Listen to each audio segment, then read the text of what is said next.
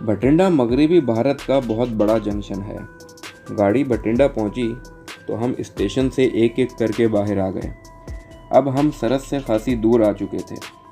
Border cross کرنے کی tension بھی کچھ کم ہو گئی تھی۔ شہر چھوٹا سا تھا۔ ہم نے بازار سے شیونگ کا سامان وغیرہ خریدا اور سگریٹ لیے۔ وائرلیس سیٹ بھی خاصی پریشانی کا موجب بن رہا تھا۔ ایک ہی بیگ میں ذاتی سامان اور وائرلیس تھا، اور اسے سنبھالنے کے ذمہ دار کو ہر بار بیگ کھولتے وقت گھبراہٹ طاری ہوتی تھی۔ لہٰذا ہم نے ایک بیگ وائرلیس سیٹ رکھنے کے لیے خریدا، اور دہلی تک کے سفر کے دوران اس بیگ کی نگرانی ہم سب نے بانٹ لی۔ شہر کے ایک ہوٹل سے ہم نے کھانا کھایا اور پھر اسٹیشن کی طرف پلٹ آئے۔ ویٹنگ روم میں ہم نے شیو بنائی، نہائے اور اپنا حلیہ درست کیا۔ میں نے ساتھیوں کے مشورے سے فیصلہ کیا کہ بجائے کسی ایکسپریس یا پنجاب میل کے ہم فاسٹ پیسنجر ٹرین میں دہلی تک کا سفر کریں گے، تاکہ راستے میں مختلف اسٹیشنوں پر رکتے ہوئے جائیں، جہاں تک ممکن ہو وہاں کے حالات سے باخبر ہو سکیں۔ فاسٹ پیسنجر دوپہر 3 بجے دہلی کے لیے چلتی تھی۔ ہم نے اپر کلاس کے ٹکٹ لیے۔ بھٹنڈا اسٹیشن پر ہم نے ایک ملٹری ٹرین دیکھی جو یقیناً بارڈر کی طرف جا رہی تھی۔ ہماری گاڑی پلیٹ فارم پر آ لگی اور ہم ایک ڈبے کا انتخاب کر کے اس میں اکٹھے بیٹھ گئے۔ فیصلہ یہ ہوا تھا کہ وائرلیس کا بیگ اوپر کی برتھ پر رکھا جائے، اور جس کی ڈیوٹی ہو وہ اس پر سر رکھ کر خود کو سوتا ظاہر کرے۔ ٹرین مقررہ وقت پر روانہ ہوئی۔ ہم نے بھٹنڈا سے براہ راست دہلی جانے سے پہلے جالندھر اور پھر دہلی جانے کو ترجیح دی۔ اس طرح ہمارے سفر کے دوران 3 بڑی بھارتی چھاؤنیاں تھیں: جالندھر، لدھیانہ اور امبالہ۔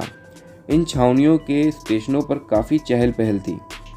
دہلی سے امرتسر جانے والی ٹرینوں میں بھارتی FIU فیلڈ انٹیلیجنس یونٹ کے آدمی مسافروں کی چیکنگ کرتے بھی دکھائی دیے۔ اس کی وجہ لازماً مشرقی پاکستان سے ہمارے فوجیوں کی بھارت کے POW کیمپ سے فرار کے درجنوں واقعات تھے۔ تقریباً 9:30 بجے رات ٹرین شاہدرہ اسٹیشن پہ رکی۔ ہم نے اس اسٹیشن سے گاڑی کو چھوڑا اور 2 ٹیکسیاں لے کر دہلی کی طرف روانہ ہوئے۔ طے شدہ پروگرام کے مطابق سبزی منڈی اسٹیشن کے قریب گھنٹہ گھر چوک میں ہم نے 2 معمولی ہوٹلوں میں قیام کیا۔ چونکہ بھارت میں شناختی کارڈ رائج نہیں ہیں، اس لیے ان ہوٹلوں میں کمرے حاصل کرنے میں کوئی دشواری پیش نہیں آئی۔ وہاں ہم سب نے خود کو ایسے معمولی کاروباری کی حیثیت سے متعارف کروایا جو گرد و نواح کے چھوٹے شہروں سے خریداری کے لیے آئے ہیں۔ ہماری بارڈر کراس کرنے کی ٹینشن میں خاصی کمی آ چکی تھی۔ میں نے اپنے ساتھیوں کو 2-2 کی ٹولی میں دہلی گھومنے پھرنے کی اجازت دے دی۔ ہوٹلوں میں ہم نے داخلے کے راستے کے علاوہ کسی ایمرجنسی کی صورت میں دوسرے راستے بھی تلاش کیے۔ ہمارا قیام پہلی منزلوں پر تھا، اور ایک منزل سے نیچے کودنا ہمارے لیے کوئی دشوار نہ تھا۔ دوسرے روز میرے چاروں ساتھی گھومنے پھرنے نکل گئے۔ میں نے انہیں ہدایت کی کہ وہ کم از کم 4 عدد ریڈی میڈ پینٹ قمیض اور جوتے اور ضرورت کا دیگر سامان بھی لے لیں، جو انہوں نے شام تک خرید لیا۔ دشواری مجھے پیش آئی۔ میرے لمبے قد کی وجہ سے مجھے ریڈی میڈ کپڑے نہ مل سکے۔ میں نے تقریباً سب دکانیں چھان ماری، جہاں سے صرف ایک سفاری سوٹ میرے سائز کا مل سکا۔ میں نے 4 عدد 3 پیس سوٹ، ایک ڈنر سوٹ اور قمیضوں کا کپڑا خرید کر اسی دکان سے ارجنٹ سلوانے کا آرڈر دیا۔ بوٹ بھی میرے سائز کے بڑی مشکل سے ملے۔ پاکستان میں طے شدہ پروگرام کے مطابق مجھے اعلیٰ درجے کے ہوٹل میں قیام کرنا اور مختلف کلبوں میں سروسز کلب میں بھی جانا تھا، لہذا وہاں کے ماحول کے مطابق مجھے اپنے کپڑے خریدنے تھے۔ ہم نے 2 دن دہلی میں گھوم پھر کر گزارے اور نئی دلی اور پرانی دلی کے مختلف رہائشی علاقے دیکھے۔ میرے ساتھیوں کو پرانی دلی میں اور مجھے نئی دلی میں قیام کرنا تھا۔ پاکستان سے آنے والے کانٹیکٹ سے ملنے کی جگہ میٹنگ پوائنٹ میں نے دیکھا، اور وہاں سے نکلنے کے مختلف راستے بھی ذہن نشین کر لیے۔ 2 روز بعد میں نے ساتھیوں کو مختلف اوقات میں کارونشن ہوٹل میں چیک ان ہونے کا کہا اور خود لودھی ہوٹل کا رخ کر لیا۔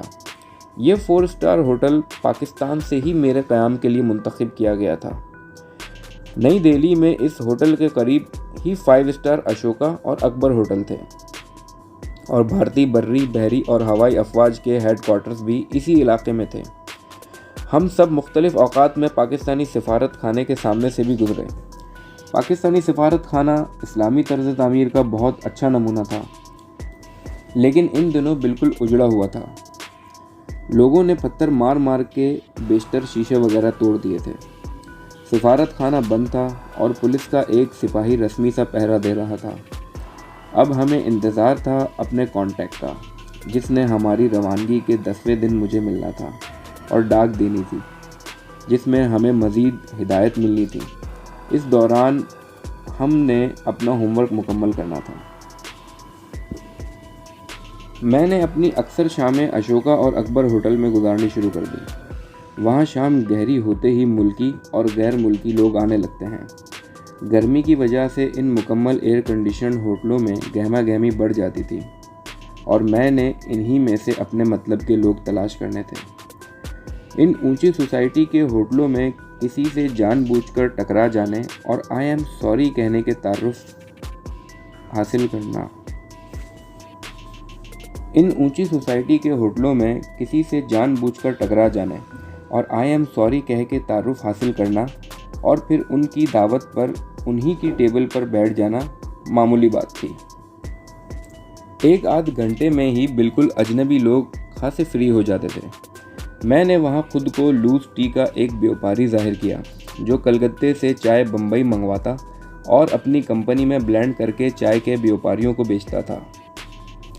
اشوکا اور اکبر ہوٹل میں کسی ایسے ہی موقع کی تلاش میں جاتا تھا کہ کسی اعلیٰ فوجی افسر تک رسائی ہو جائے، اور اس طرح میری پہنچ ان کے دفاتر میں بھی ہو جائے۔ پھر مجھے اپنا کام مکمل کرنے میں زیادہ دشواری پیش نہیں آئے گی۔ اس اعلیٰ سوسائٹی میں افسران اعلیٰ کی بیگمات بھی بہت معاون ثابت ہو سکتی تھیں۔ افسر اعلیٰ بننے تک شوہر کا دل اپنی بیوی سے بھر جاتا ہے، اور وہ ڈھلتی جوانی کی آخری بہاریں لوٹنے کے لیے بےتاب ہوتی ہیں۔ لہٰذا اکثر یہ جوڑے آتے اکٹھے تھے، لیکن اپنی اپنی طاق میں۔ اعلیٰ ہندو معاشرے میں خصوصاً فوج میں مغربی اثرات اتنے بڑھ چکے تھے کہ جوڑے آتے تو اکٹھے تھے لیکن واپس الگ الگ جاتے تھے، اور ان کی یہ کمزوری میری کامیابی کا راستہ آسان کر سکتی تھی۔ اب ہم کانٹیکٹ کے منتظر تھے۔ مقررہ دن اور وقت پر میں مقررہ جگہ پر پہنچ گیا۔ مجھے سختی سے ہدایت کی گئی تھی کہ کانٹیکٹ سے صرف میں ہی ملوں، اور زیادہ سے زیادہ 15 منٹ تک مقررہ جگہ پر انتظار کروں۔ اگر کانٹیکٹ نہ آئے تو وہاں سے فوراً غائب ہو جاؤں، اور ٹھیک ایک ہفتے بعد اسی جگہ اور اسی وقت پر پھر 15 منٹ انتظار کروں۔ میں مقررہ وقت سے قریب 10 منٹ پہلے اس جگہ کے قریب پہنچ گیا۔ خاصا گنجان علاقہ تھا۔ میں نے قریب ایک بک اسٹال پر مختلف رسالے دیکھنے شروع کیے۔ مقررہ وقت سے 5 منٹ پہلے مجھے کانٹیکٹ دکھائی دیا۔ ہم دونوں نے ایک دوسرے کو پہچانا، اور سب خیریت کے لیے لباس پر مخصوص رنگ کے رومال لگائے ہوئے تھے۔ دوسری چیکنگ کے لیے نظریں ملنے کے بعد مجھے اپنے دائیں بازو کو ایک مخصوص حرکت دینی تھی، جس کے جواب میں کانٹیکٹ نے بھی ایک مخصوص حرکت کرنی تھی۔ دونوں طرف سے مثبت حرکات کا مطلب سب اچھا تھا، اور کسی خطرے کی صورت میں بھی رومالوں کو ہاتھ میں پکڑنا تھا اور دوسری قسم کی جسمانی حرکت کرنی تھی۔ میں ان طریقوں کی وضاحت اس لیے نہیں کروں گا کہ بہت ممکن ہے اب بھی یہی طریقے رائج ہوں، اور یہ تو آپ نے سنا ہی ہوگا کہ دیواروں کے بھی کان ہوتے ہیں۔ میں نے ایک رسالہ خریدا اور واپس چل پڑا۔ کانٹیکٹ مجھ سے چند قدم پیچھے تھا۔ آگے ایک فروٹ کی دکان تھی۔ میں نے مختلف فروٹ دیکھے اور دام پوچھنا شروع کیے۔ میں کپڑے کا ایک تھیلا ہمراہ لے گیا تھا۔ ان دنوں پلاسٹک کے شاپرز نہیں ہوتے تھے۔ میں نے پہلے 2 کلو آم لیے۔ دکاندار نے کاغذ کے لفافے میں آم ڈال کر مجھے دیے، جو میں نے تھیلے میں ڈال دیے۔ اب میں بائیں ہاتھ میں تھیلا پکڑے تھا۔ کانٹیکٹ میری بائیں جانب کھڑا تھا۔ میں نے لیچی دکھانے کو کہا۔ جوں ہی دکاندار لیچی اٹھانے واپس گھوما، کانٹیکٹ نے ایک پیکٹ انتہائی تیزی اور پھرتی سے میرے تھیلے میں ڈال دیا۔ میں نے کچھ لیچی لی اور دام دے کر واپس چل پڑا۔ کانٹیکٹ نے بھی میرے جانے کے بعد یقیناً کچھ فروٹ ضرور خریدا ہوگا۔ قریب ہی سے ایک ٹیمپو میں سوار ہو گیا اور کچھ دور جانے کے بعد ٹیمپو چھوڑا اور بس پکڑ لی، پھر بس چھوڑ دی اور دوبارہ ٹیمپو میں بیٹھ گیا، اور اپنی رہائش تک پہنچتے پہنچتے میں نے تقریباً 3 گنا زیادہ سفر کیا، اس لیے کہ اگر میری سرویلنس ہو رہی ہو تو اسے جھٹک سکوں۔ ہوٹل پہنچ کر میں نے دروازے کو اچھی طرح بند کر لیا اور پیکٹ کھولا۔ پیکٹ میں 8 ورق تھے، جن کی ایک طرف ہندی میں لکھا ہوا تھا اور 10,000 بھارتی روپے تھے۔ میں نے موم بتی جلائی اور صفحات کے سادہ اطراف کو موم بتی سے گرمی پہنچائی۔ آہستہ آہستہ نارنجی رنگ کے حروف ابھرنے شروع ہوئے اور 15 منٹ تک سارے صفحات کی خفیہ روشنائی سے لکھی عبارت نمایاں ہو گئی۔ یہ 8 ورق ہم 5 کے لیے تھے۔ خیریت سے بارڈر کراس کرنے اور دہلی پہنچنے کی مبارک دی گئی تھی۔ حوصلے بڑھانے کے لیے الفاظ کی تھپکی تھی اور مجھے ایک نئے مشن کو سب پر فوقیت دے کر فوری طور پر اسے مکمل کرنے کا حکم تھا۔ ڈاک ملنے کی رسید، حالات کا سرسری جائزہ اور اب تک کے کام کو لکھنے کی ہدایت تھی۔ میں نے جواب لکھنے کے لیے پہلے سے تیار کردہ خفیہ روشنائی سے 2 صفحات لکھے اور ورقوں کی دوسری جانب انگلش نظموں کے کچھ حصے لکھے۔ خفیہ روشنائی اب کوئی بھید نہیں۔ ہم جو خفیہ روشنائی استعمال کرتے تھے وہ پیاز، لہسن یا لیموں کا پانی ہوتا تھا۔ اس سے کاغذ پر لکھا جائے تو سوکھنے کے بعد کاغذ پر کوئی نشان نہیں رہتا، اور جب اسی کاغذ کو گرمی پہنچائی جائے تو لکھے ہوئے الفاظ نمایاں ہو جاتے ہیں۔ مجھے اگلے دن کانٹیکٹ کو ایک دوسری جگہ 10 بجے ملنا اور اپنا پیکٹ اسے دینا تھا۔ دوسرے دن ٹھیک 10 بجے ہم مقررہ جگہ پر ملے اور میں نے اپنا پیکٹ اس کے حوالے کر دیا۔ ساتھیوں کے خط میں نے کانٹیکٹ کے واپس جانے کے بعد انہیں دیے۔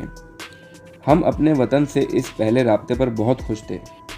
ان 8 ورقوں نے ہمارے حوصلے اور بڑھا دیے تھے۔ ہم نے ایک بار پھر اپنے مشن کی تکمیل کی تجدید عہد کی اور تھوڑی دیر بعد میں واپس اپنے ہوٹل آئی اور نئے مشن کی تکمیل کے لیے تیاریوں میں مصروف ہو گیا۔ میں نے لپٹن، گرین لیبل اور بروک بانڈ اور ریڈ لیبل کے 6 ٹن لیے۔ رات کو ان کی بلینڈنگ کی اور انہیں اندازاً 200 گرام کے پیکٹوں میں باندھ کر سولوشن ٹیپ سے بند کر دیا۔ میں مشن کی عملی تکمیل کے لیے دہلی سے باہر جا رہا تھا، لہذا رات بھر مختلف ترکیبیں سوچتا رہا۔ دوسرے دن میں نے ساتھیوں کو الوداع کہا۔ میں نے اپنے کانٹیکٹ کو ایک نئی جگہ اور بعد دوپہر کا وقت دیا تھا اور 12ویں روز اسے ملنے کو کہا تھا۔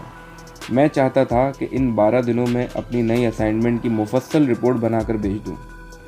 اپنی غیر موجودگی میں نے ٹرانسمیٹر والے ساتھی کو اپنا سیکنڈ ان کمانڈ مقرر کیا۔ یہ چاروں چونکہ پہلے مختلف ہوٹلوں میں ٹھہرے تھے اور پھر میں نے انہیں کارونشن میں منتقل کر دیا تھا، اس لیے انہیں میں نے ہوٹل کے باہر ایک دوسرے سے رابطہ کرنے کی بھی اجازت دے دی۔ آپ نے محسوس کیا ہوگا کہ مجھے جو ہدایت پاکستان سے روانگی کے وقت دی گئی تھی، میں نے ان میں کچھ رد و بدل کیا تھا۔ اس کی وجہ یہ تھی کہ پاکستان میں بیٹھے بھارت کے اندرونی حالات کا صحیح اندازہ نہیں ہو سکتا تھا۔ یہ تبدیلیاں محض رہائشی بارڈر کے گائیڈز کو واپس بھیجنے اور دہلی پہنچنے کے لیے طے شدہ راستے کے بجائے مختلف راستہ اختیار کرنے تک تھیں، کیونکہ بارڈر کراس کرنے کے بعد مشن کی کامیابی اور ساتھیوں کا تحفظ میری ذمہ داری تھی۔ دوستوں، یہ کوئی افسانوی یا من گڑت کہانی نہیں، بلکہ سچے واقعات کا ایک حیرت انگیز سلسلہ ہے۔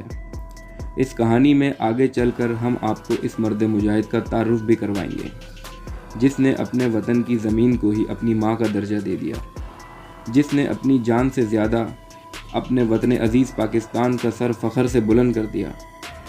وہ ہے ایک ایسا پاکستانی جس نے دشمن کے بیچ رہ کر دشمن ملک کے دفاعی راز حاصل کیے، جس نے بھارت میں گورکھپور کی ایئر بیس کو اس طرح تباہ کیا کہ ایئر بیس کے پرخچے اڑ گئے اور راکھ کا ڈھیر بن گیا، جس کو بھارت کی ملٹری انٹیلیجنس کا 3rd ڈگری ٹارچر اور ٹارچر سیل کی مضبوط دیواریں اور فول پروف سیکیورٹی بھی 1 माह 6 दिन से ज़्यादा कैद में ना रख सकी। वो है एक ऐसा पाकिस्तानी जिसने वतन और कौम की बका की खातिर पूरे भारत में थरथली मचा दी। सिर्फ भारत में ही नहीं बल्कि नेपाल, ईरान, बांग्लादेश और सऊदी अरब में भी मुल्क दुश्मन सरगर्मियों को नाकाम बनाकर दुश्मन को जहन्नुम वासिल किया। इसके अलावा कई और कामयाब मिशंस करने वाला और अपनी धरती माँ पे जान निछावर करने वाले इस मर्द मुजाहिद को, जिसे वन मैन आर्मी कहना हरगिज़ गलत ना होगा, हम खिराज तहसीन पेश करते हैं। ना समझोगे तो मिट जाओगे ए हिंदुस्तान वालों, तुम्हारी दास्तां तक ना होगी दास्तानों में। दोस्तों, ये थी हमारी आज की कहानी। उम्मीद करता हूँ आपको हमारी कहानी पसंद आई होगी। जाने से पहले इसे लाइक, शेयर और कमेंट करना ना भूलें और हमारे चैनल को सब्सक्राइब कीजिए और बेल आइकन के बटन को प्रेस कीजिए ताकि आप इस कहानी से जुड़े तमाम पहलुओं से आगाह रह सकें। हम जल्द हाजिर होंगे इस कहानी के नए एपिसोड के साथ। अपना बहुत ख्याल रखिएगा।